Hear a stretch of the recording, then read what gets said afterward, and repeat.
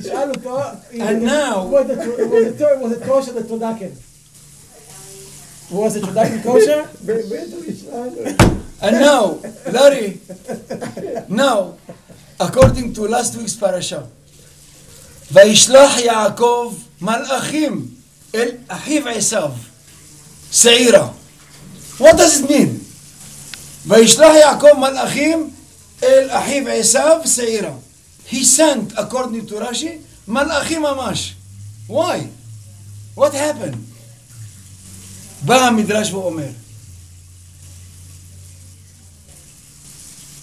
יעקב sent מלאכים to tell עשיו, עם לבן גרתי.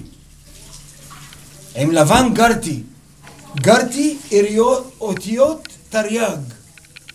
עם לבן גרתי, Rashi says immediately on that verse, עם לבן גרתי, אבל תרי"ג מצוות שמרתי.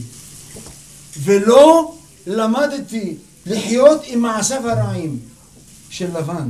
לבן, as we say. So what happened? I asked you not to discuss מעשיהם הרעים של הטריאקי הזה, הטורקי והדג והצ'יקן, ולשים אותם כולם ביחד בלי כשרות. אוקיי, לארי? האם כשרות only? You can do a lot of things in כשרות, including what you do and Yosef and I. בכשרות אפשר לעשות הכל. That's it. And more also. YouTube. Cut! And more also. אז מה אמר?